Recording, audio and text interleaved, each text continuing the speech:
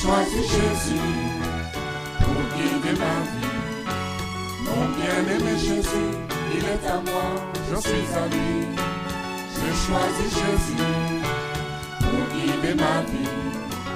Mon bien-aimé Jésus, il est à moi, je suis à lui.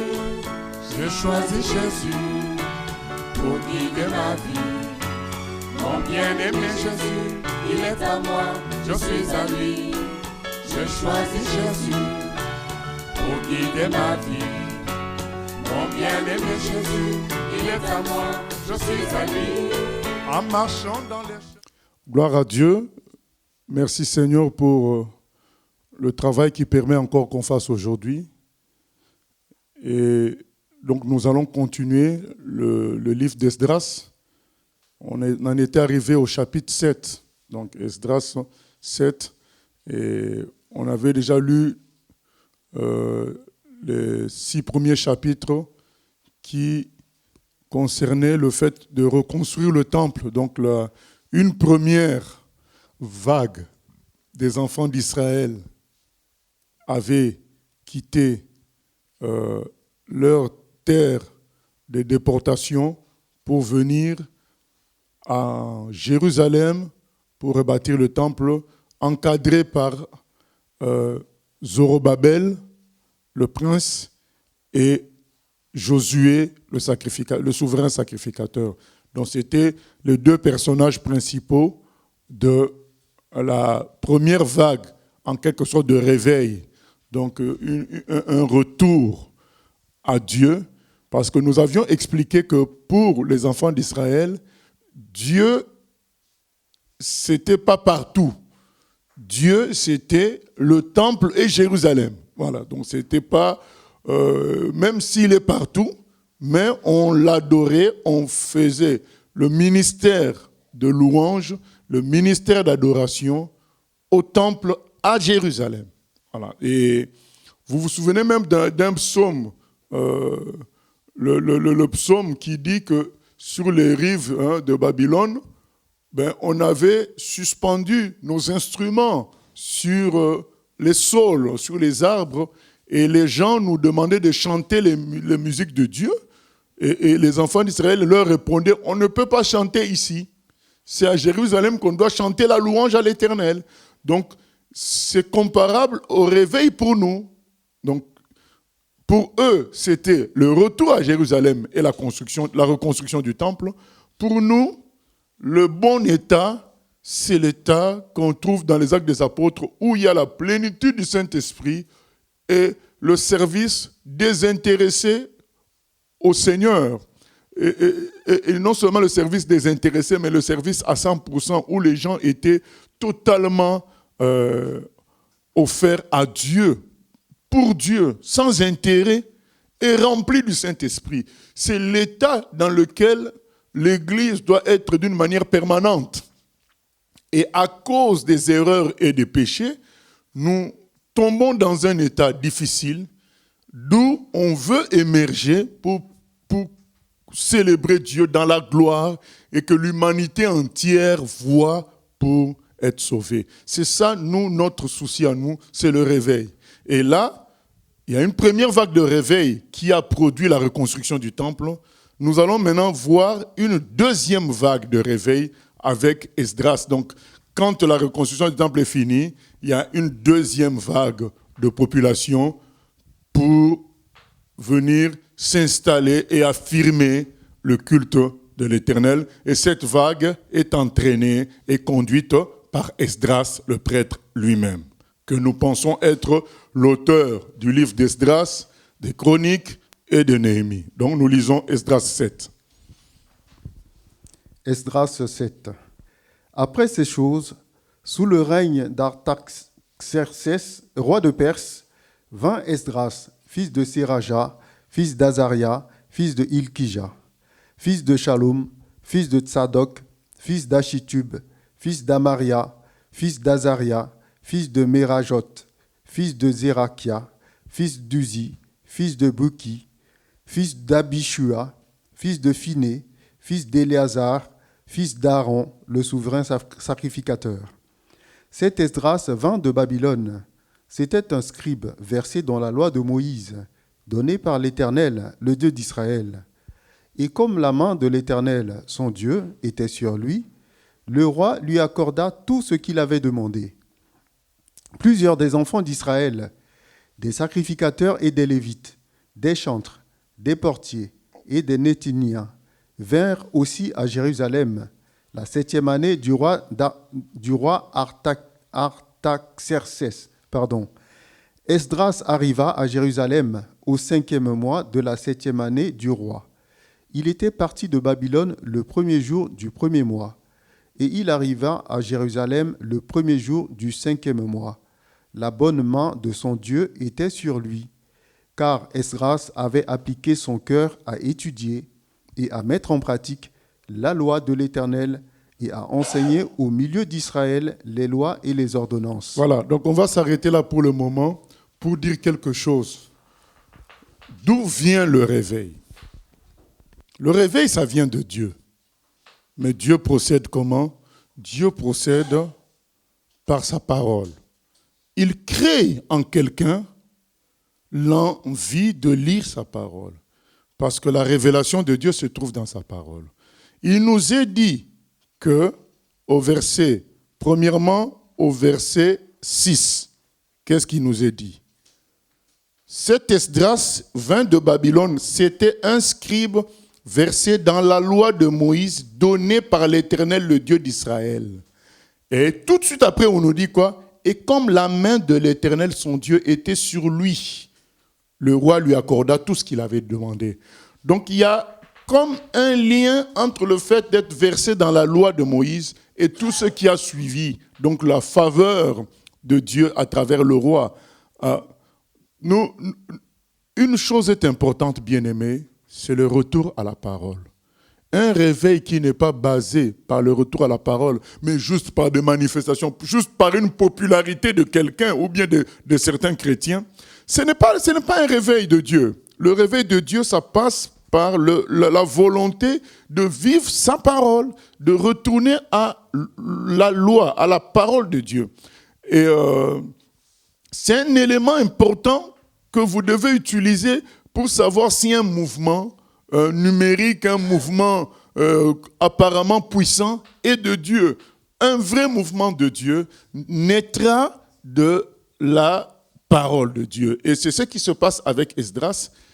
Il lit la parole, et verset 10, il nous est dit, car Esdras avait appliqué son cœur à étudier et à mettre en pratique. Il lit, il met en pratique. Parce que, vous allez me dire, mais il y a un temps où il y avait beaucoup d'écoles théologiques, d'écoles bibliques. On n'a pas vu forcément de réveil. Oui, mais il ne suffit pas de lire. Il faut considérer la parole de Dieu comme vraie, comme vivante. Donc, pouvant nous soutenir dans notre vie de tous les jours. Donc, c'est-à-dire, on passe de la lecture à la mise en pratique pour construire notre vie. C'est lié. Juste lire, ça ne suffit pas. Mais c'est l'usage de cette parole pour la vie de tous les jours. Donc, je vais demander à l'ancien de nous lire Josué 1:8, je crois peut-être jusqu'au verset 9, qui nous parle de ça. Donc, j'insiste là-dessus. Le vrai réveil, le réveil naît vraiment de la parole de Dieu. Donc, Dieu attire l'attention de quelqu'un sur sa parole. C'est comme ça que le réveil est né avec Luther au XVIe siècle. Même chose, Luther était un moine catholique. Et comme il était moine, il avait le privilège d'accéder à la bibliothèque des catholiques. Et donc, c'est ça qui l'a permis de lire la parole. Et comme, malgré le fait qu'il était moine, il ne se sentait pas sauvé. Parce qu'il avait beau essayer de faire certaines pratiques de pénitence, de purification, voilà. Ça ne marchait pas. De jeûne, de mortification, ça ne marchait pas. Il se sentait toujours perdu. Et donc, il a cherché dans la Bible comment il pouvait être sauvé. Et c'est là qu'il se rend compte qu'on est sauvé par la foi. C'est ça qui le réveille. C'est la première fois qu'il se sent sauvé. Donc, il faut croire en ce que Jésus a fait à la croix pour être sauvé. Il s'en rend compte en lisant, il dit, mais ce n'est pas ce que l'Église nous prêche. Ce n'est pas ce que l'Église de l'époque, le catholicisme, ce n'est pas ça qu'il nous prêche. Et c'est de là que naît le réveil. Il sort de là, il affiche les 95 thèses. Donc 95 points doctrinaux importants que le catholicisme ne pratiquait pas. Il affiche ça et c'est là qu'on cherche à le tuer. Et c'est là que le réveil commence. Ça atteint beaucoup de pays à la fois.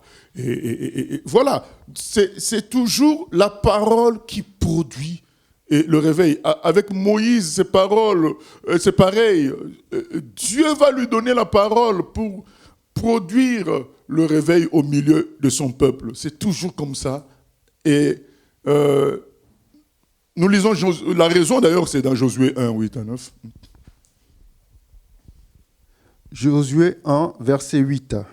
Que ce livre de la loi ne s'éloigne point de ta bouche, médite-le jour et nuit, pour agir fidèlement selon tout ce qui y est écrit. Car c'est alors que tu auras du succès dans tes entreprises, c'est alors que tu réussiras. Amen. C'est ça que nous lisons là. On nous dit, cet Esdras vint de Babylone, c'était un scribe versé dans la loi de Moïse donnée par l'Éternel, le Dieu d'Israël. Et comme la main de l'Éternel, son Dieu, était sur lui. Verset 10. Car Esdras avait appliqué son cœur à étudier et à mettre en pratique la loi de l'Éternel et enseigner au milieu d'Israël les lois et les ordonnances. Donc, on voit, d'ailleurs par la suite, on va voir dans d'autres endroits, on va dire encore que la main de l'Éternel était sur lui. Pourquoi la main de l'Éternel était avec lui? Parce que Josué 1,8, il étudiait la parole et la mettait en pratique. Donc, quand on met en pratique la parole, donc on a le souci de la voir devenir concrète, visible aux yeux des humains et pour soi-même. Dieu est avec nous. On réussit dans toutes nos entreprises. Mais il est vrai que ça peut prendre parfois du temps. Mais ce n'est qu'un temps d'investissement. Vous savez, en économie, il y a des entreprises qui, même dans leur conception, savent qu'on aura 3 ans d'investissement, de travail, mais les bénéfices commenceront la 4e année, mais ça sera quelque chose de très solide pour la suite. Voilà, donc c'est la même chose, la parole. La parole, ça peut paraître ne pas produire, tu lis chez toi, tu pratiques, tu vis ta communion avec Dieu. Ça semble comme stérile, c'est faux. Cet exemple nous montre que c'est une préparation à quelque chose de glorieux. Donc quand les gens ont souci de relire la parole et de la vivre, Dieu est avec eux. Ils réussissent dans leurs entreprises. De sorte que quand le Seigneur, le Saint-Esprit maintenant, donne une direction, quand ils suivent cette direction-là, Dieu est avec eux parce qu'ils ont souci de lire la parole et de la mettre en pratique. C'est vraiment important. Cette parenthèse-là, le réveil vient de la parole. Certains pensent que le réveil, ça va venir du fait qu'on se décide à beaucoup prier, mais d'où vient le souci de beaucoup prier? D'où vient le souci de vouloir le réveil? Ça vient de la parole. C'est-à-dire que c'est comme le Luther. Tu lis, tu dis, mais ce n'est pas ce que nous vivons.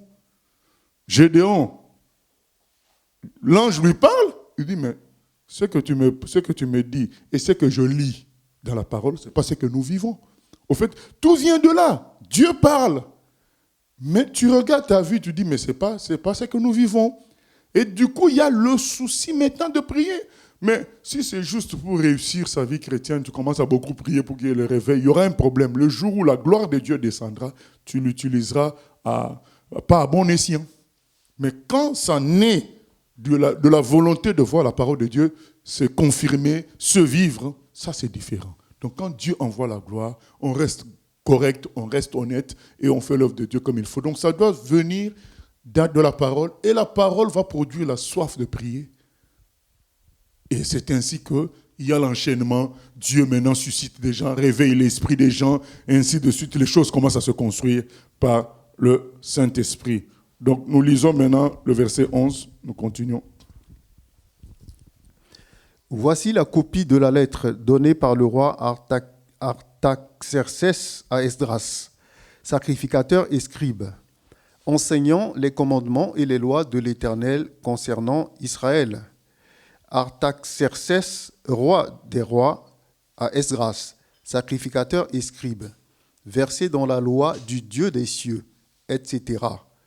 J'ai donné ordre de laisser aller tous ceux du peuple d'Israël, de ces sacrificateurs et de ces lévites qui se trouvent dans mon royaume et qui sont disposés à partir avec toi pour Jérusalem.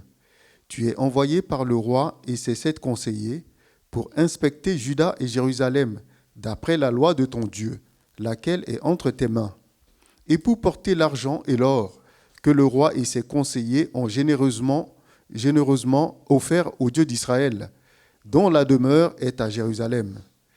Tout l'argent et l'or que tu trouveras dans toute la province de Babylone, et les dons volontaires faits par le peuple et les sacrificateurs pour la maison de leur Dieu à Jérusalem. En conséquence, tu auras soin d'acheter avec cet argent des taureaux, des béliers, des agneaux, et ce qui est nécessaire pour les offrandes et les libations. Et tu les offriras sur l'autel de la maison de votre Dieu à Jérusalem. Vous ferez avec le reste de l'argent et de l'or ce que vous jugerez bon de faire, toi et tes frères, en vous conformant à la volonté de votre Dieu. Dépose devant le Dieu de Jérusalem les ustensiles qui te sont remis pour le service de la maison de ton Dieu. Tu tireras de la maison des trésors du roi ce qu'il faudra pour les autres dépenses que tu auras à faire concernant la maison de ton Dieu. Moi, le roi Artaxerxès, je donne l'ordre à tous les trésoriers de l'autre côté du fleuve de livrer exactement à Esdras, sacrificateur et scribe, versé dans la loi du Dieu des cieux, tout ce qu'il vous demandera, jusqu'à 100 talents d'argent, 100 corps de froment, 100 battes de vin, 100 battes d'huile et du sel à discrétion. Que tout ce qui est ordonné par le Dieu des cieux se fasse ponctuellement pour la maison du Dieu des cieux, afin que sa colère ne soit pas sur le royaume, sur le roi et sur ses fils. Nous vous faisons savoir qu'il ne peut être levé ni tribut, ni impôt, ni droit de passage sur aucun des sacrificateurs, des lévites, des chantres, des portiers, des Néthiniens et des serviteurs de cette maison de Dieu. Et toi, Esdras, selon la sagesse de Dieu que tu possèdes, établis des juges et des magistrats qui rendent la justice à tout le peuple de l'autre côté du fleuve, à tous ceux qui connaissent les lois de ton Dieu, et fais-leur connaître à ceux qui ne les connaissent pas. Quiconque n'observera pas ponctuellement la loi de ton Dieu et la loi du roi sera condamné à la mort, au bannissement, à une amende ou à la prison.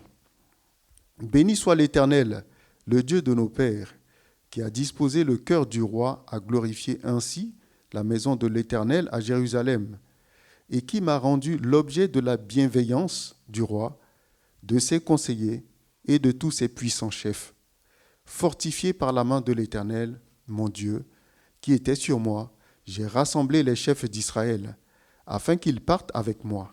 Amen. Voilà donc Esdras, donc c'est lui qui draine la deuxième vague de réveil. Donc un groupe de gens qui sont réveillés par Dieu pour aller servir Dieu à Jérusalem.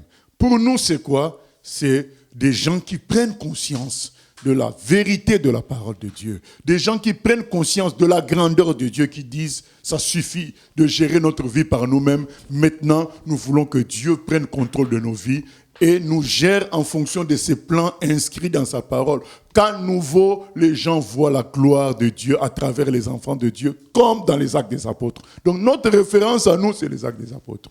Donc nous voulons au minimum cela. Si Dieu veut faire plus, qu'il fasse plus. Mais nous voulons au minimum ça parce que Dieu nous a créés par les Actes des Apôtres en tant qu'Église. Donc ce n'est pas pour qu'on fasse moins bien quand même. Donc ce qui vient après doit être au minimum égal à ce qui était avant. Et de même que eux, ils sont touchés par Dieu pour retourner à Jérusalem, adorer Dieu comme le firent leurs ancêtres autrefois, nous sommes appelés à retourner dans la vie où les chrétiens dans les Actes des Apôtres étaient vraiment consacrés à Dieu. Ils vivaient pour Dieu et non pas pour leur projet personnel. Ils vivaient pour Dieu et c'est Dieu qui s'occupait d'eux dans tout. Voilà, donc c'est ça notre souci. Ils vivaient également la gloire de Dieu avec des miracles extraordinaires qui attiraient, qui suscitaient la crainte des autres et apportaient beaucoup de conversions par la prédication de la parole. Donc c'est vraiment important. Mais tout ça, toute cette facilité vient comment? Parce qu'on voit une facilité, c'est le roi même étranger qui leur facilite la tâche. D'où vient cette facilité? Nous avons lu ça dans Josué 1,8. Si tu médites la loi, tu mets ça en pratique. Oui, ça peut faire 5 ans, tu n'en vois pas le fruit. Mais comme certains arbres, quand ils sont plantés, ils commencent à produire les fruits 5 ans plus tard. Donc ce n'est pas nouveau, c'est que nous pouvons vivre avec la parole de Dieu, où tu as l'impression que tu lis la parole, tu mets en pratique. Déjà, tu as l'impression que vous n'êtes pas beaucoup. Et deuxièmement, tu as l'impression que c'est ceux qui ne pratiquent pas qui semblent réussir dans leurs entreprises. Cette impression-là cessera un jour. La vérité éclatera un jour, que c'est toi qui as la faveur. Un jour, ça éclatera. Et quand ça éclate comme ça, on est surpris de trop de facilité de la part de Dieu. Parce que là, un roi qui vous sert tout, qui vous donne de l'argent, de l'or, qui donne des ordres pour qu'on vous facilite la tâche, qu'on ne vous impose rien fiscalement. Donc, tout est facilité. Mais tout est facilité, pourquoi? Nous réalisons le verset 10. C'est important. C'est le verset 10 est la clé du deuxième réveil, le verset 10. Car Esdras avait appliqué son cœur à étudier et à mettre en pratique la loi de l'Éternel et à enseigner au milieu d'Israël les lois et les ordonnances. Voilà. Non seulement il mettait en pratique et il lisait, il l'enseignait aussi aux autres. Vous savez, frères et sœurs, parfois, ça peut faire lourd de dire, mais j'enseigne des choses aux gens, mais nous ne voyons pas ça s'accomplir. On peut être tenté de ne plus enseigner. On peut être tenté de ne plus répandre la parole. Puisque quand tu répands la parole, les gens voient des choses, après ils te disent, mais oui, mais là tu nous as dit ça, mais nous on ne voit pas ça. Tu es appelé à leur dire, vous allez voir. Ce n'est pas facile de continuer à enseigner quand les gens ne voient pas forcément tout ce qu'on enseigne visiblement. Mais il faut continuer puisque ce n'est pas notre parole. C'est la parole de Dieu. Non seulement lire, mettre en pratique, mais le dire aux autres. Même si les moqueurs diront, mais il dit des choses qu'on ne voit pas, Dieu qui a donné cette parole fera voir ça à tous ceux qui croient. Voilà. Cette parole qui agit en vous qui croyez, 1 Thessaloniciens 2,13. Donc c'est cela, bien aimé, c'est la clé de ce réveil-là, de ce deuxième réveil, un Esdras qui lit, met en pratique et enseigne aux autres la parole. Même si je crois que lui, ça fait des années qu'il le faisait, ils n'avaient pas eu toute cette grâce-là qu'on a, ils ont là maintenant, cette facilité-là. Mais un jour, c'est l'arbre que tu crées à travers ton application à étudier la Bible, à la mettre en pratique et à la répandre. Un jour, cet arbre commence à produire des fruits. Les gens sont étonnés. Et les gens, ils pensent que c'est venu comme ça. Non, c'est venu par la prise au sérieux de la parole de Dieu. Voilà, nous passons au chapitre 8, où il y a encore toujours cette histoire de famille avec des formes de généalogie, parce qu'il fallait l'ordre, il fallait savoir qui était qui. Voici les chefs de famille et les généalogies de ceux qui montèrent avec moi de Babylone, sous le règne du roi Artaxerxès. Des fils de Phiné, Gershom, des fils d'Ithamar, Daniel, des fils de David, Hattush, descendant de Shekania, des fils de Pérosh, Zacharie, et avec lui 150 hommes enregistrés, des fils de Pacha Moab, Elionaï, fils de Zérakia, et avec lui 200 hommes, des fils de Shekania, le fils de Jacaziel, et avec lui 300 hommes, des fils d'Adin, Ebed, fils de Jonathan, et avec lui 50 hommes, des fils d'Élam, Ésaïe, fils d'Atalia, et avec lui 70 hommes, des fils de Shephatia, Zébadia, fils de Michaël, et avec lui 80 hommes, des fils de Joab, Abdias, fils de Jéhiel, et avec lui 218 hommes, des fils de Shélomith, le fils de Josiphia, et avec lui 160 hommes. Des fils de Bébaï, Zacharie, fils de Bébaï, et avec lui 28 hommes. Des fils d'Azgad, Jochanan, fils d'Akatan, et avec lui 110 hommes. Des fils d'Adonikam, les derniers dont voici les noms: Éliphélet, Jéhiel et Shemaïja, et avec eux 60 hommes. Des fils de Bigvaï, Utaï et Zabud, et avec eux 70 hommes.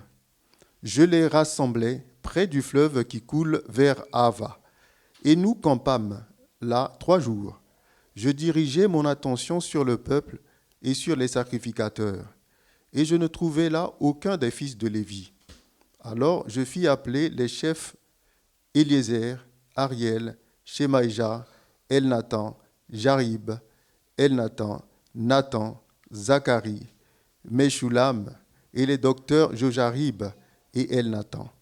Je les envoyai vers le chef Iddo, demeurant à Casifia, et je mis dans leur bouche ce qu'ils devaient dire à Iddo et à ses frères, les Nétiniens, qui étaient à Casifia, afin qu'ils nous amènent des serviteurs pour la maison de notre Dieu.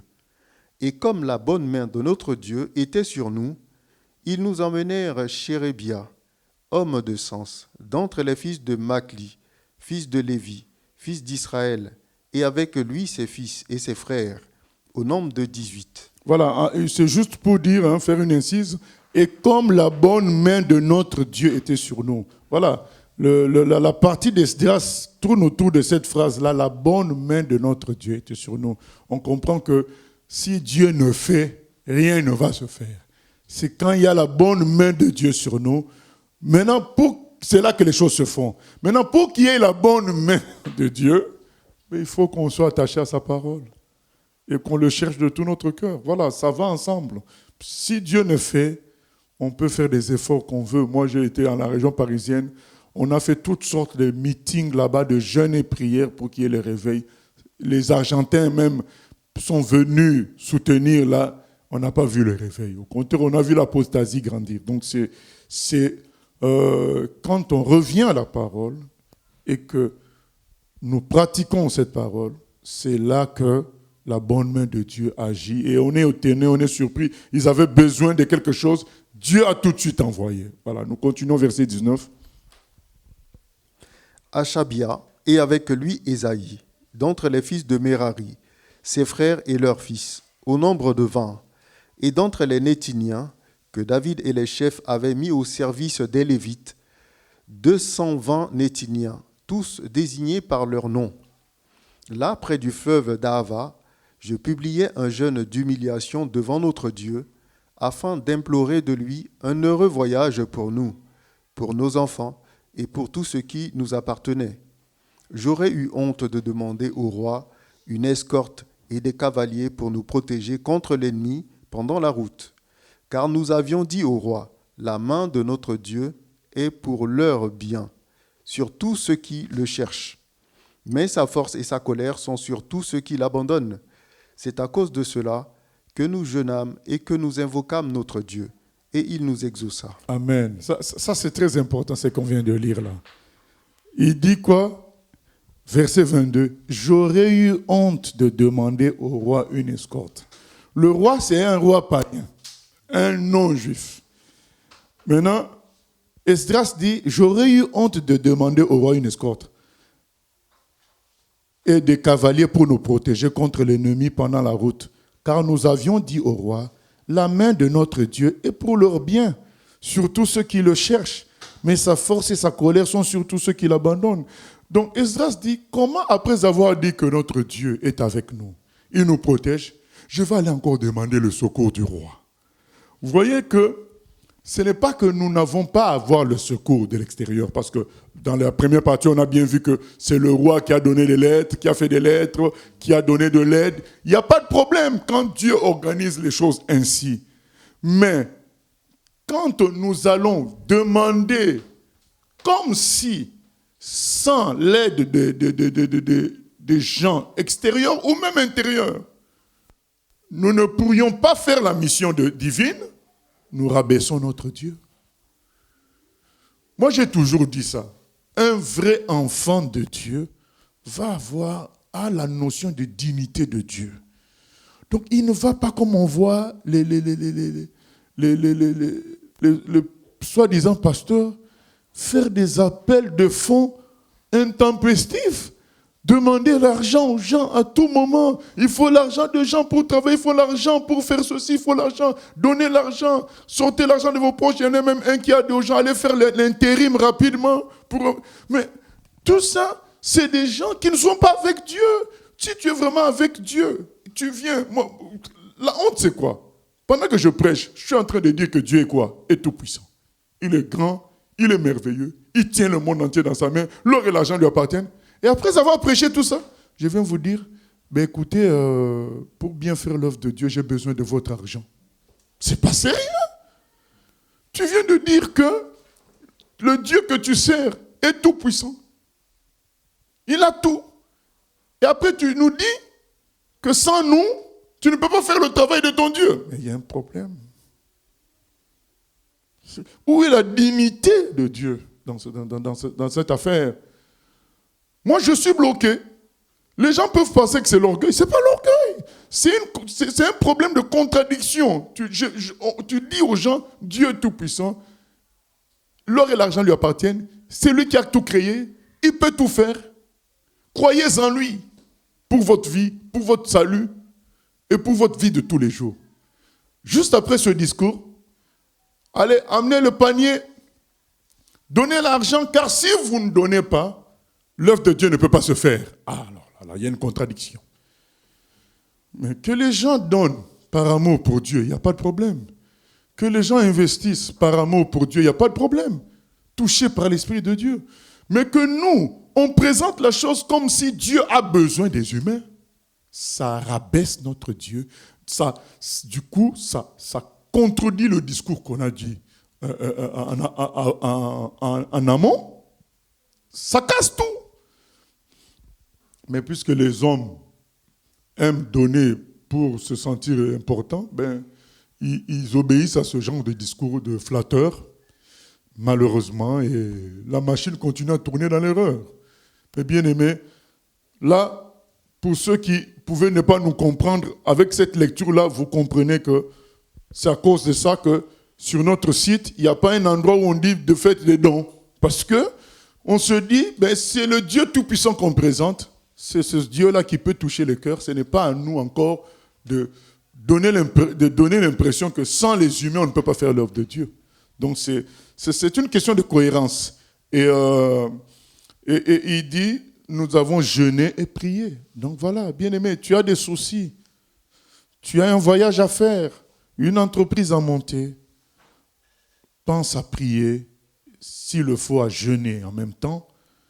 Et la main de Dieu sera favorable à toi. C'est ça qui est important, la bonne main de Dieu. C'est ça qui est favorable. C'est ça qui est important pour toute entreprise. Voilà, c'est ça que verset 22-23, c'est extraordinaire. C'est à cause de cela, verset 23, que nous jeûnâmes et que nous invoquâmes notre Dieu et il nous exauça. Voilà. Donc au lieu d'aller demander l'escorte au roi à qui on a dit que Dieu nous protège, mais après on va lui demander l'escorte. C'est comme aujourd'hui il y a des gardes du corps, des pasteurs avec des gardes du corps. Mais bien aimé, qui est naturellement des frères autour de nous qui servent comme une sorte de bouclier naturel puisqu'on marche ensemble, d'accord, mais qu'on enrôle, qu'on emploie les gardes du corps pour un pasteur, on ne comprend pas. Après, tu vas dire que Dieu est omnipotent, il est omniprésent, ça crée une incohérence. Voilà. C'est tout cela, bien-aimé. Et nous continuons avec le verset 24. Je choisis 12 chefs des sacrificateurs, Chérébia, Achabia et 10 de leurs frères. Je pesai devant eux l'argent, l'or et les ustensiles donnés en offrande pour la maison de notre Dieu par le roi, ses conseillers et ses chefs, et par tous ceux d'Israël qu'on avait trouvés. Je remis entre leurs mains 650 talents d'argent, des ustensiles d'argent pour 100 talents, 100 talents d'or, 20 coupes d'or valant 1000 darics, et 2 vases d'un bel airain poli, aussi précieux que l'or. Puis je leur dis, vous êtes consacrés à l'Éternel. Ces ustensiles sont des choses saintes, et cet argent et cet or sont une offrande volontaire à l'Éternel, le Dieu de vos pères. Soyez vigilants et prenez cela sous votre garde, jusqu'à ce que vous le pesiez devant les chefs des sacrificateurs et les Lévites, et devant les chefs de famille d'Israël, à Jérusalem, dans les chambres de la maison de l'Éternel. Et les sacrificateurs et les Lévites reçurent au poids d'argent l'or et les ustensiles pour les porter à Jérusalem dans la maison de notre Dieu. Nous partîmes du fleuve d'Ahava pour nous rendre à Jérusalem, le 12e jour du 1er mois. La main de notre Dieu fut sur nous et nous préserva des attaques de l'ennemi et de toute embûche pendant la route. Nous arrivâmes à Jérusalem et nous nous y reposâmes 3 jours. Le 4e jour, nous pesâmes dans la maison de notre Dieu l'argent et les ustensiles que nous remîmes à Mérémoth, fils d'Uri, le sacrificateur. Il y avait avec lui Éléazar, fils de Phiné, et avec eux les Lévites, Josabad, fils de Josué, et Noadia, fils de Binui. Le tout ayant été vérifié, soit pour le nombre, soit pour le poids, on mit alors par écrit le poids du tout. Les fils de la captivité revenus de l'exil offrirent en holocauste au Dieu d'Israël 12 taureaux pour tout Israël, 96 béliers, 77 agneaux, et 12 boucs comme victimes expiatoires, le tout en holocauste à l'Éternel. Ils transmirent les ordres du roi aux satrapes du roi et aux gouverneurs de ce côté du fleuve, lesquels honorèrent le peuple et la maison de Dieu. Voilà, bien-aimés, qu'est-ce qu'on remarque à partir du verset 24? La notion de transparence financière. Donc, on a pris l'argent, on a pesé, et ensuite, quand on remet ça au destinataire, on repèse pour vérifier que c'était pareil qu'à l'origine. Il y a une notion de transparence financière. Bien-aimé, toute organisation qui est vraiment de Dieu ne doit pas avoir une opacité financière. Donc, toute personne doit avoir la capacité de dire, pasteur, est-ce qu'on peut savoir, je peux avoir les livres, les comptes de l'Église pour vérifier. Tout le monde peut vérifier à tout moment. L'œuvre de Dieu doit fonctionner avec la notion de transparence financière. Il n'y a rien à cacher, puisque, voilà, c'est une œuvre sainte. Et là, nous voyons cette notion-là clairement avec Esdras. Donc, l'argent est donné par des gens. Esdras transmet ça à d'autres. Donc, ce n'est pas lui qui garde. Il transmet à d'autres. On pèse, on compte. C'était prévu pour d'autres encore. Et arrivé là-bas, on repèse. Donc, il y a un système qui a été mis en place pour garantir que les choses sont gérées d'une manière juste, sans détournement. Donc, nous, on apprend que certains pasteurs se fâchent quand les gens veulent savoir comment les offrandes sont gérées. Ah, vous n'avez pas à savoir, vous n'avez qu'à donner. Le reste, ça ne vous regarde pas. Non, ce qui ne nous regarde pas, c'est peut-être la destination, parfois à quoi on alloue les sommes. Peut-être que acheter un synthé, une guitare, oui, tout le monde ne peut pas gérer ça parce que ce n'est pas l'appel de tout le monde, ce n'est pas la position de tout le monde. Mais qu'on sache qu'il y avait 500 et c'est parti dans quoi, tout le monde a le droit de savoir. C'est l'œuvre de Dieu. Là, nous voyons, tout est dit. Voilà, même des gens de notre époque, nous arrivons à lire, nous savons, ça a été géré comme ça. Donc, transparence totale. Donc, quand on gère l'œuvre de Dieu, il nous faut de la transparence financière pour éviter des problèmes et des pièges. Satan peut utiliser ça pour créer des problèmes. Donc, c'est pourquoi tout doit être ouvert, les comptes. Et les frères et sœurs aussi doivent avoir le courage de venir vérifier. Parce que si vous n'avez pas le courage de venir vérifier, vous pouvez tomber dans des pièges d'avoir de mauvaises pensées aussi. C'est pas bon. Autant prendre son courage à deux mains de dire, bon, je suis inspiré de vérifier les comptes de l'Église. Personne ne t'en voudra. Donc on te dit, mais le trésorier est là-bas, il peut te donner les livres. Voilà, tu vérifies. Mais quand on n'a pas ce courage-là, on va apprendre une fausse rumeur, on va croire. Parce qu'on n'a pas eu le courage soi-même de vérifier. Donc, c'est ce que Jésus disait. Hein. Jean-Baptiste, il jeûnait, il ne buvait pas, on dit qu'il avait un démon. Jésus vient, il mange, il boit, on dit que c'est un gourmand, un ivrogne. Voilà. Maintenant, les enfants de Dieu, quand il n'y a pas la transparence, ils se plaignent, ah mais il y a opacité, on ne sait pas comment ça se passe. Maintenant, dès qu'il y a la transparence, au lieu qu'il vérifie, il ne vérifie pas, il cède aux rumeurs. Voilà. Vous voulez quoi finalement? C'est ça le problème, non? Quand il y a transparence, eh bien, pratiquez aussi votre part de prendre la peine de vérifier au lieu d'avoir des pensées parfois qui vous mettent dans le péché. Donc c'est important de profiter de la grâce de Dieu. Quand on est dans un endroit où il y a la transparence, on peut se permettre de poser des questions. Posons les questions. Nous, on était dans des endroits, tu poses la question, on te maudit en direct. Donc moi, j'ai été maudit en direct. On m'a dit que j'allais sécher parce que j'ai posé une question qui a gêné le pasteur. Maintenant, quand vous êtes dans un endroit où vous êtes libre de poser les questions, vous ne posez pas et vous imaginez des trucs dans la tête. Après, vous direz quoi à Dieu le jour du jugement? Non, bien-aimés, soyons sérieux aussi, sachons profiter des grâces du Seigneur. Voilà, nous continuons, chapitre 9. Après que cela fut terminé, les chefs s'approchèrent de moi en disant, « Le peuple d'Israël, les sacrificateurs et les Lévites ne se sont point séparés des peuples de ce pays, et ils imitent leurs abominations, celles des Cananéens, des Hétiens, des Phéréziens, des Jébusiens, des Ammonites, des Moabites, des Égyptiens et des Amoréens, car ils ont pris de leurs filles pour eux et pour leurs fils, et ont mêlé la race sainte avec les peuples de ces pays.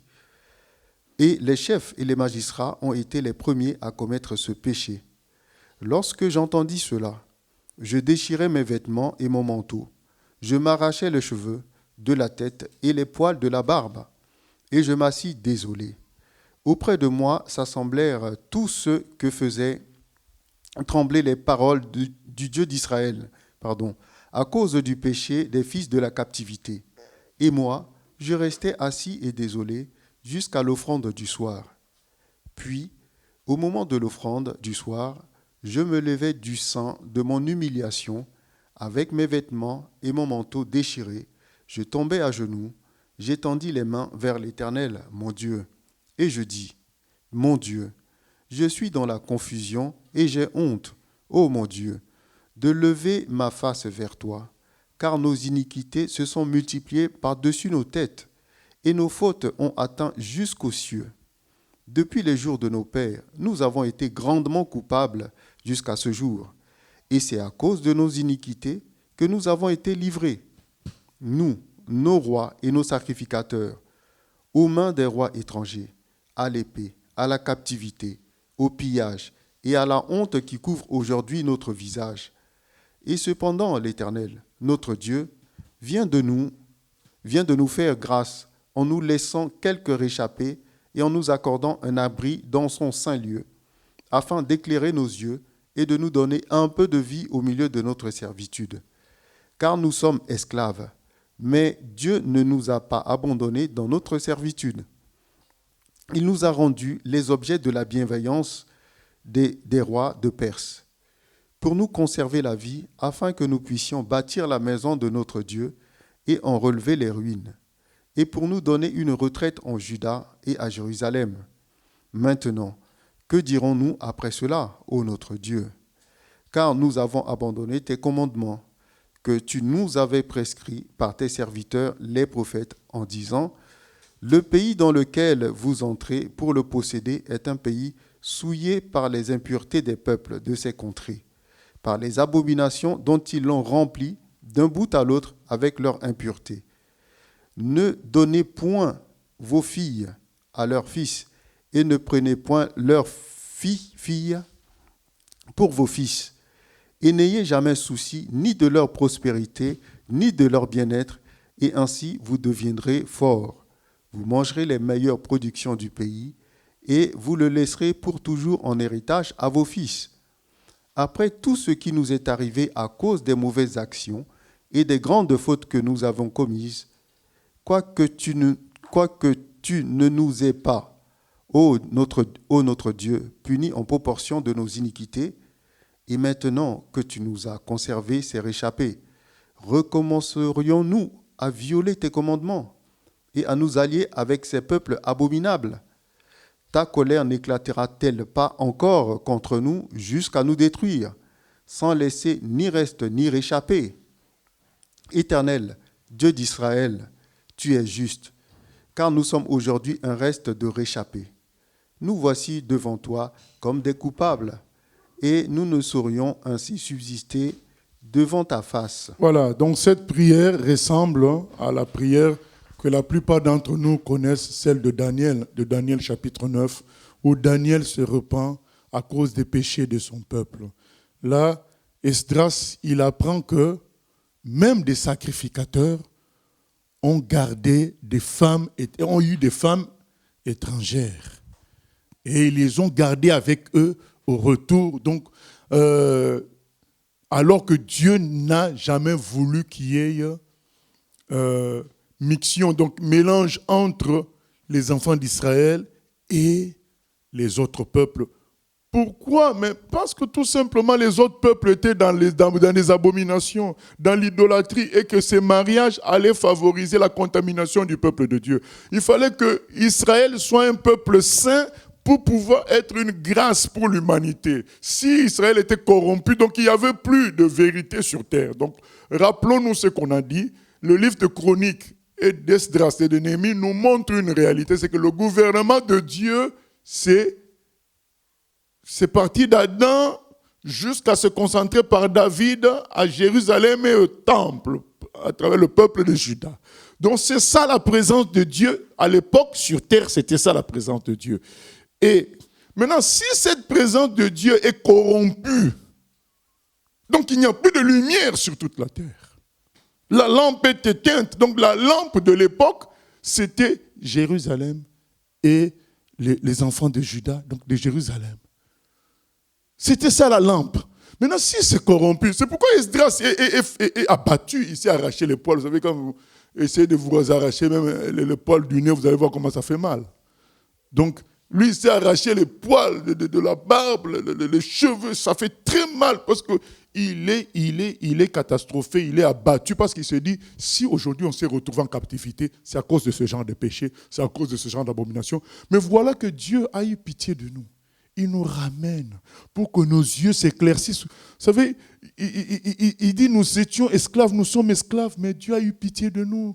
Il nous a ramenés quand même à Jérusalem, parce que je répète, pour eux, la vraie vie, c'est être auprès de Dieu à Jérusalem. Donc quand ils n'y étaient pas, je vous ai dit, dans le psaume 137, je crois, ils ont même refusé de chanter à Babylone, avec les instruments d'Israël. Ils ont dit, ce n'est pas ici qu'on doit chanter nos chants. On chantera nos chants à Jérusalem. Donc vous voyez, bien-aimés, leur vie, c'était Jérusalem. Vous savez, jusqu'en 47-48, les Juifs se disaient au revoir en disant l'an prochain à Jérusalem. Donc, ils trouvaient leur existence par le retour à Jérusalem. Maintenant, Esdras dit, Dieu a eu pitié de nous. On est revenu. Les gens ont quand même le courage, même des sacrificateurs, des Lévites, ils ont le courage de ramener leurs femmes étrangères. Donc, corrompre encore le peuple de Dieu pour que ça conduise à quoi? À un autre exil, à une autre destruction du peuple de Dieu. C'est pourquoi il est dépité, il demande pardon à Dieu. Il dit, pardonne-nous. On a commis des péchés, mais tu ne nous as pas punis à la proportion de nos péchés. Mais nous ne comprenons pas, nous retournons. Vous savez, c'est la légèreté. Esdras est dépassé par la légèreté des humains. Les humains ne prennent pas les leçons du passé. vous aviez été chassés à cause de ça, on vous fait grâce, vous retournez, mais sans considération. Vous vous remettez dans les mêmes choses. Esdras maintenant demande pardon à Dieu à cause de tout cela. Et voilà. Il est dépassé et c'est ce qu'on appelle un intercesseur. Un intercesseur, c'est quelqu'un qui se met entre Dieu et les problèmes, entre Dieu et les autres hommes qui ont péché ou bien qui ont besoin d'aide. Et il s'identifie aux gens qui ont péché. Donc Esdras parle du péché comme si lui-même aussi, il dit en nous laissant. Donc il se met dedans, il s'identifie à ce péché. Il dit Seigneur, pardonne-nous, on a fait des bêtises. Donc lui-même, il est dedans, alors que lui n'a rien fait.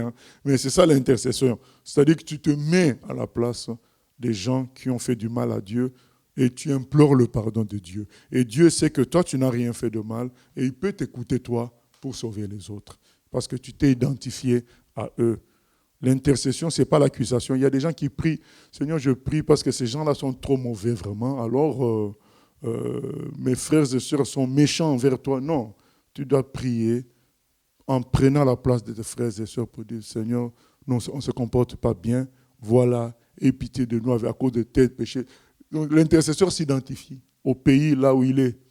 Voilà. Et puis, il implore le pardon du Seigneur.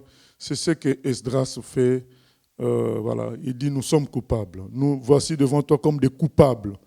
Et nous ne saurions ainsi subsister devant ta face. Il dit, normalement, tu dois nous détruire. Mais, aie pitié de nous. Donc, Esdras plutôt dans cette tristesse, il entraîne maintenant tout le peuple. Donc, c'est ce qu'on va lire au chapitre 10, à confesser son péché. Oui, question?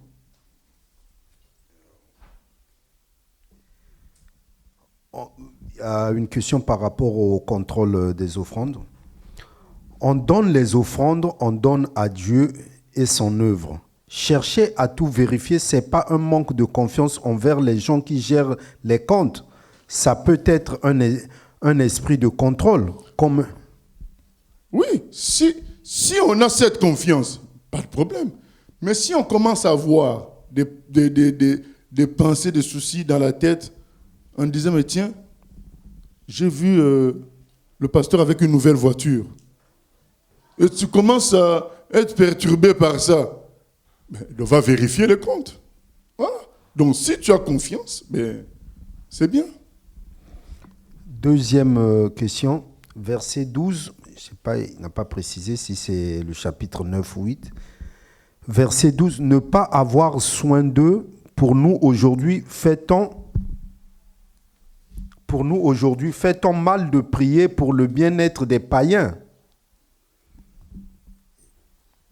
Je sais pas, c'est verset C'est écrit, 12. Ne donnez donc point vos filles à leurs fils, et ne prenez point leurs filles pour vos fils, et n'ayez jamais souci ni de leur prospérité, ni de leur bien-être, et ainsi voilà. Vous deviendrez forts, vous mangerez les meilleures productions du pays, et vous les laisserez pour toujours en héritage et à vos fils.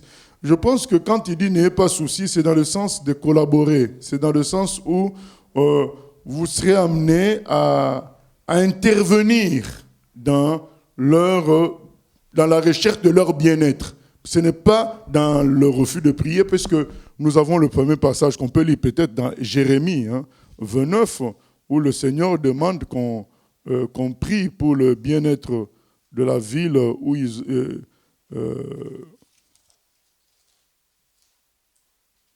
Jérémie 29, je crois,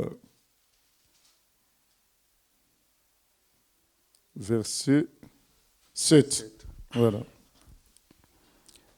Jérémie 29, verset 7. Recherchez le bien de la ville où je vous ai mené en captivité et priez l'Éternel en sa faveur parce que votre bonheur dépend du sien. Voilà, donc c'est la même captivité. Donc Dieu dit qu'on prie pour le bonheur de la ville, donc de tout le monde, mais ne pas essayer.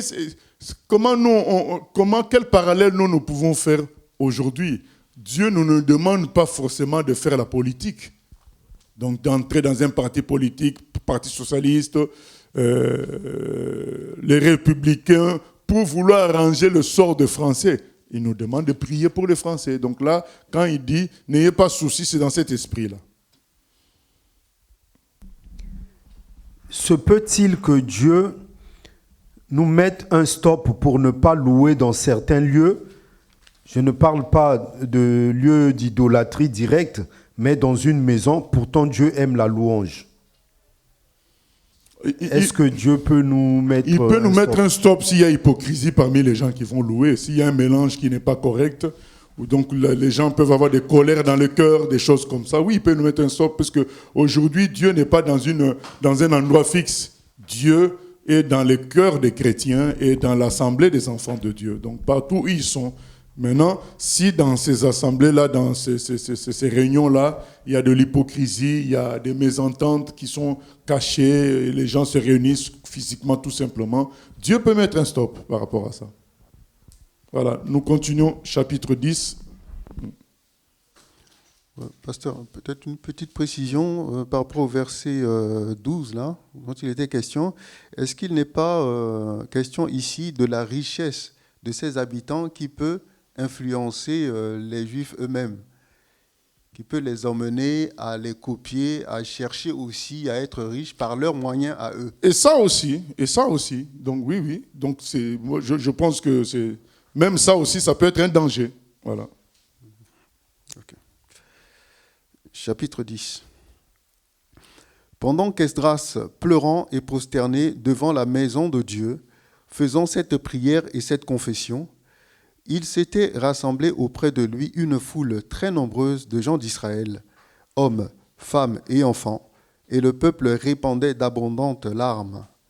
Alors Shekania, fils de Jéhiel, d'entre les fils d'Élam, prit la parole et dit à Esdras: « Nous avons péché contre notre Dieu en nous alliant à des femmes étrangères qui appartiennent au peuple du pays. Mais Israël ne reste pas pour cela sans espérance.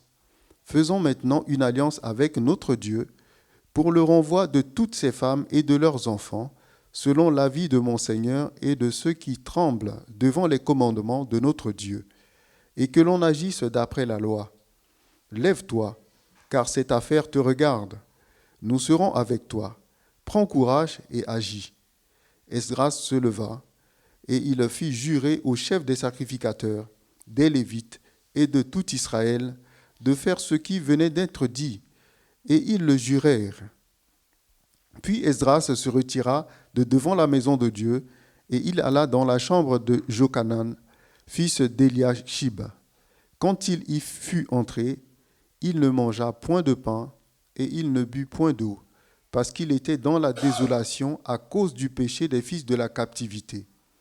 On publia dans Juda et à Jérusalem que tous les fils de la captivité aient à se réunir à Jérusalem, et que, d'après l'avis des chefs et des anciens, quiconque ne s'y serait pas rendu dans 3 jours aurait tous ses biens confisqués et serait lui-même exclu de l'assemblée des fils de la captivité.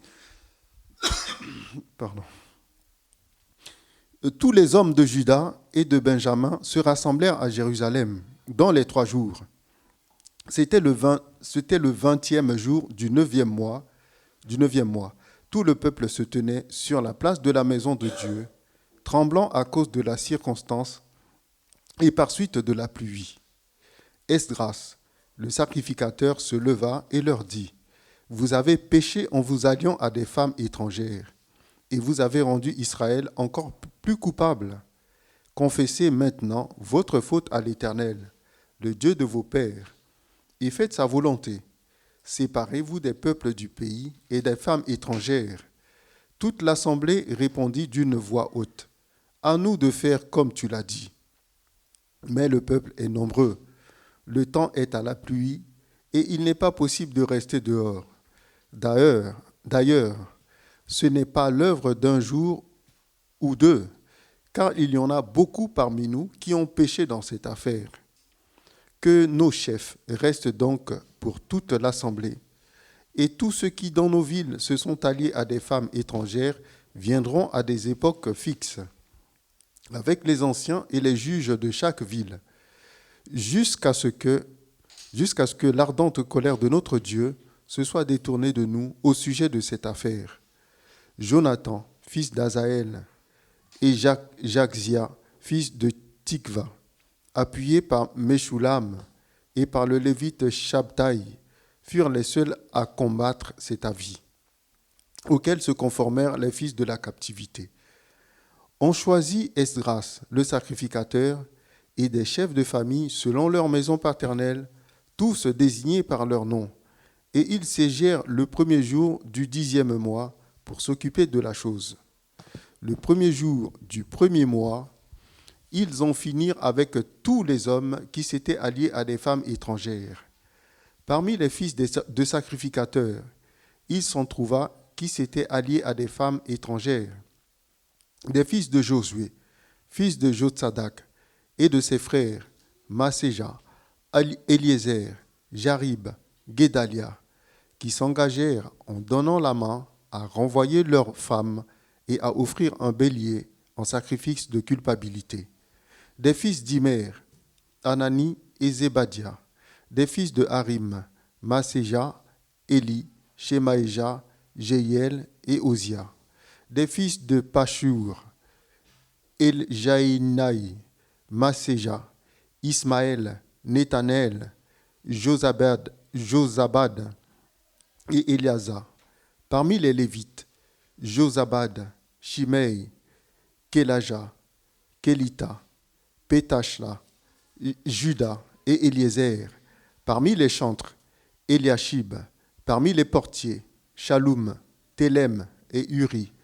Parmi ceux d'Israël, des fils de Paréosh, Ramia, Jizija, Malkija, Mijamin, Éléazar, Malkija et Benaja.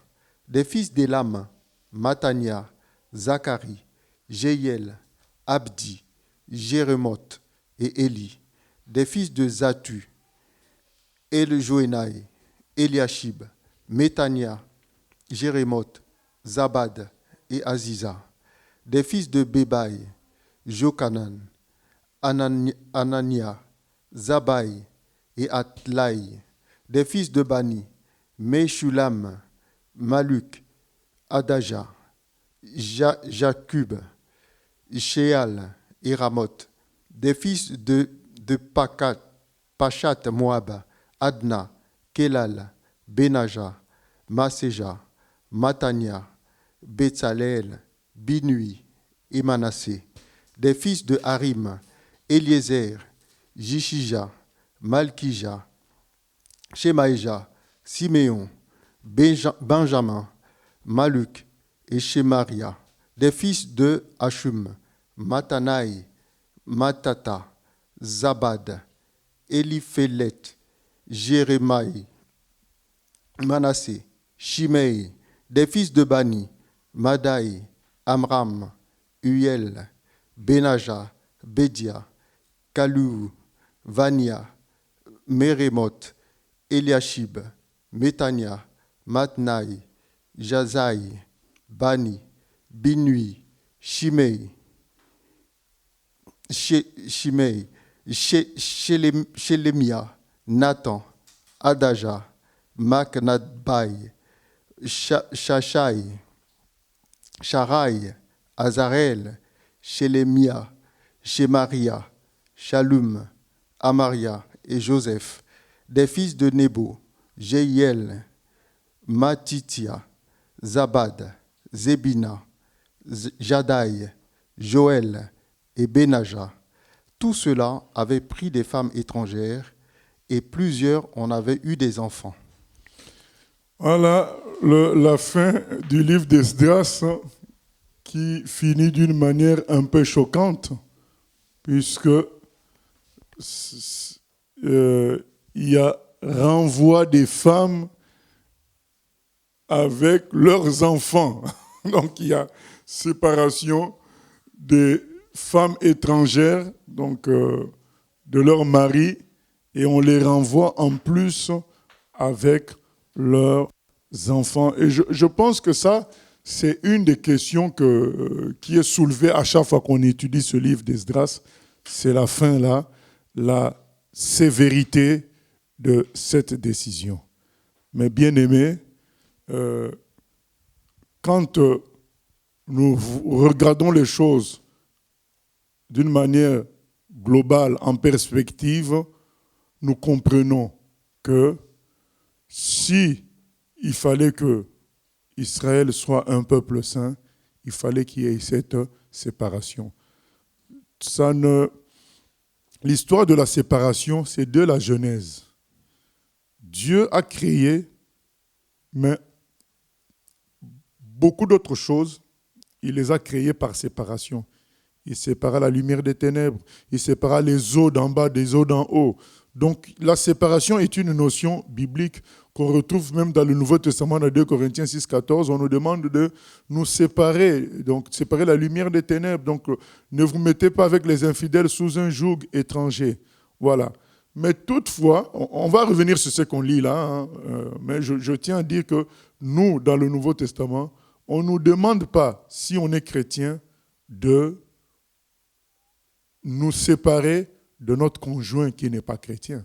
On ne nous demande pas ça. On peut lire ça dans 1 Corinthiens 7 pour peut-être éviter que certains aient peur. Dans 1 Corinthiens 7, au verset 12-14.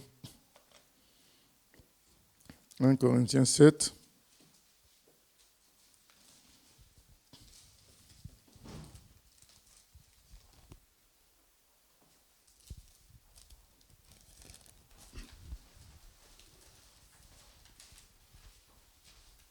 Corinthiens 7, 12, je crois. Oui, c'est bien ça. 1 Corinthiens 7, verset 12. Aux autres, ce n'est pas le Seigneur, c'est moi qui dis. Si un frère a une femme non croyante et qu'elle consente à habiter avec lui, qu'il ne la répudie point. Et si une femme a un mari non croyant et qu'il consente à habiter avec elle, qu'elle ne répudie point son mari. Car le mari non croyant est sanctifié par la femme, et la femme non croyante est sanctifiée par le mari. Autrement, vos enfants seraient impurs, tandis que maintenant ils sont saints. Si le non-croyant se sépare, qu'il se sépare. Le frère ou la sœur ne sont pas liés dans ces cas-là. Dans ces cas-là, voilà. Donc là, dans le Nouveau Testament, on dit c'est plutôt le non-croyant qui, s'il veut partir, il s'en va et on n'est pas lié. Donc c'est comme si on n'a pas épousé la personne. Voilà. Mais nous, les enfants de Dieu, on ne nous demande pas de nous séparer. Mais la différence est dans quoi? La différence est que dans le cas qu'on est en train de lire, il y a l'objectif d'avoir un peuple homogène, donc même nature. Alors que dans le Nouveau Testament, on ne nous sauve pas en tant que peuple d'une région ou d'une origine physique. On nous sauve individuellement et on nous rassemble après. C'est ça la différence. Alors que là, les gens sont élus en groupe. D'où le groupe doit être homogène. C'est pourquoi il fallait exclure ceux qui n'étaient pas du groupe. Vous voyez même, si on voit l'insistance qu'il y a dans le livre de Chroniques d'Esdras à mettre toujours des généalogies, parce qu'il y avait un intérêt à ce que ce soit les gens vraiment d'Israël qui soient là, les vrais juifs qui soient là, parce qu'il fallait reconstruire une nation sainte, pure. Donc c'est pourquoi il y a beaucoup de généalogies dans la Chronique, même le chapitre 7, où Esdras commence à entrer en action. Je vais lire rapidement au chapitre 7. Après ces choses, sous le règne d'Artaxerxès, roi de Perse, vint Esdras. On donne sa généalogie jusqu'à Aaron, fils de Séraja, fils d'Azaria, fils d'Ilkija, fils de Shalom, fils de Tzadok, fils d'Agitoub, fils d'Amaria, fils d'Azaria, fils de Merajot, fils de Zeraja, fils d'Uzi, fils de Bouki, fils d'Abishua, fils de Phiné, fils d'Éléazar, fils d'Aaron. Donc Esdras était un prêtre d'origine directe d'Aaron, clairement généalogié, bien identifié. Du coup, il avait l'autorité d'agir comme il agissait là. Donc il y a un souci du retour à l'ordre. Bien aimé, c'est ce souci qui doit nous animer aujourd'hui. Retour à l'ordre. L'ordre fixé dans les Écritures. Aujourd'hui, par exemple, je donne un exemple. À cause de la multiplicité de faux pasteurs et de mauvais bergers, les gens n'ont plus de bergers. Les gens se dirigent tout seuls. Ce n'est pas de l'ordre, ça. Éphésiens 4 nous montre qu'il y a un ordre. Dieu a établi les docteurs, les pasteurs, de tout ça pour amener le peuple de Dieu à la perfection. Romains 13 nous dit que toute personne soit soumise aux autorités supérieures. Hébreux 13, 17 nous dit, ayez de la déférence envers ceux qui vous conduisent, vos conducteurs. Donc il y a un ordre. 1 Corinthiens 14, 33 nous dit que l'église de Dieu c'est un lieu d'ordre. Aujourd'hui, il n'y a plus d'ordre. Chacun fait ce qu'il veut. En prétextant qu'il y a des mauvais bergers. Mais non, mais il y a des mauvais bergers, d'accord. Mais le principe de berger existe pour qu'il y ait de l'ordre. Aujourd'hui, les gens s'autoproclament bergers, pasteurs. Or, quand on lit les Écritures, on voit chaque fois que c'est des gens qui nous précèdent, qui nous placent quelque part. C'est toujours des gens qui précèdent. Jamais quelqu'un peut s'autoproclamer quelque chose. Et donc, tout ça doit revenir. Il faut qu'il y ait l'ordre qui revienne. Et là, il n'y a plus... Esdras travaille avec les autres pour qu'il y ait l'ordre, qu'il y ait le retour de la sainteté, de la pureté, qu'on ne néglige pas les choses. Donc, eux, ils se sont mélangés. Mais bien aimé, quand vous avez comme ça des enfants en grande quantité mélangés, des femmes en grande quantité d'ailleurs, petit à petit, la nation perd de son homogénéité, de sa racine, et du coup, elle ne peut plus être nation de Dieu, elle ne peut plus être une bénédiction pour l'humanité. Donc, c'est ce qu'Esdras a voulu éviter. Et on voit bien qu'Esdras a eu la pression dans son cœur, il s'est abattu dans la tristesse, mais l'idée n'est pas venue de lui, l'idée est venue de Shekania. Donc, ce n'est pas venu d'Esdras lui-même. On voit que Dieu est bon. Même si c'était Esdras le plus abattu, il n'a pas voulu qu'Esdras prenne cette décision-là. C'est quelqu'un d'autre qui prend la décision. Et cette décision a été soutenue par la majorité, pas par tout le monde. On le dit aussi que ce n'est pas tout le monde qui a soutenu ça, mais la majorité l'a soutenu pour ne pas mettre le poids sur une seule personne. C'est aussi un élément très important pour tous ceux qui dirigent, d'apprendre à être soutenu quand même dans la prise de décision importante, ne pas se comporter en dictateur. Donc, c'est même si on reçoit l'inspiration, nous devons laisser aussi le Saint-Esprit parler à d'autres qui nous soutiennent pour que ça ne paraisse pas venir d'un homme, quoi. C'est important, c'est important.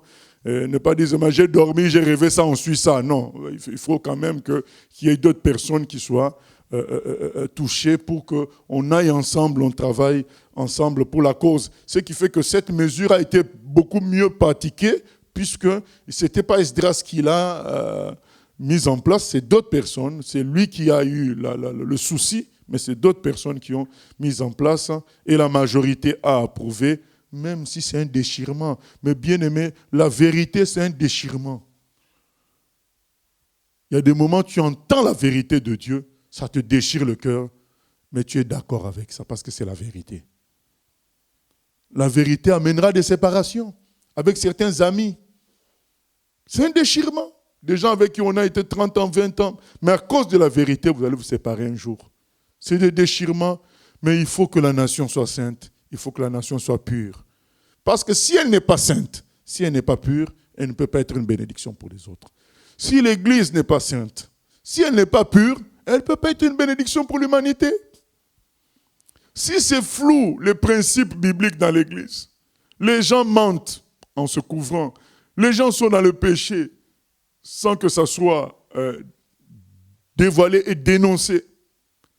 Quand les gens se convertissent, ils ne savent pas quelle ligne suivre. La ligne n'est pas claire.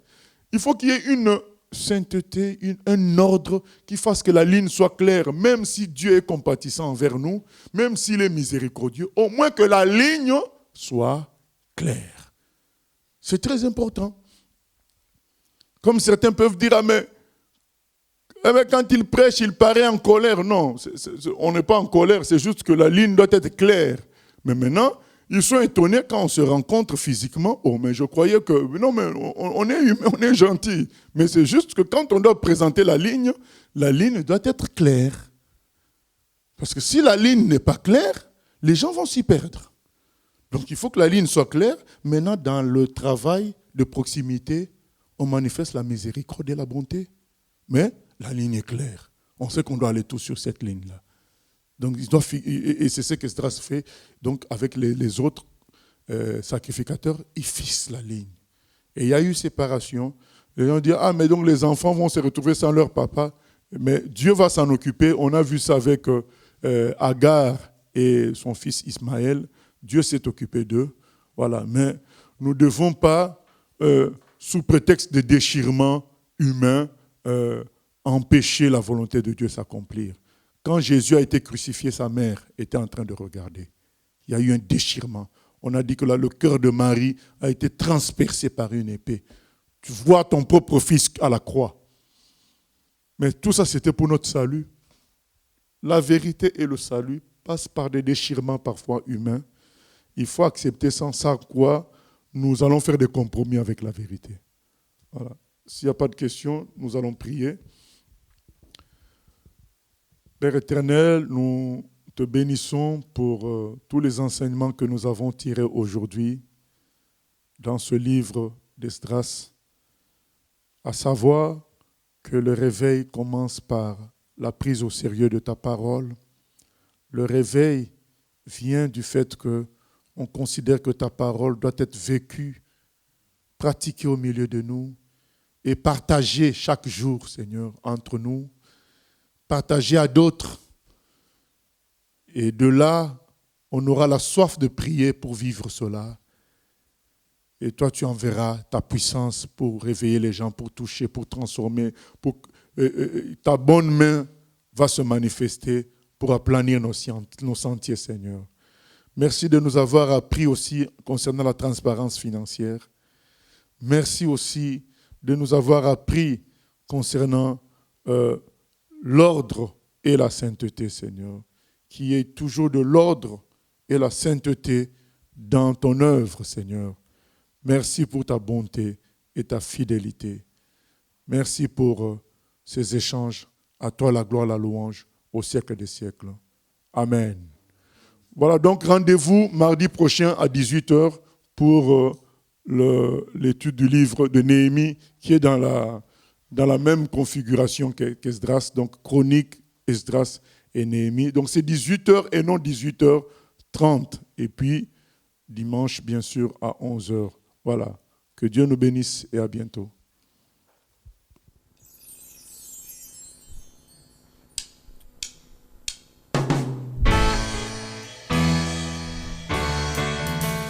J'ai choisi Jésus pour guider ma vie.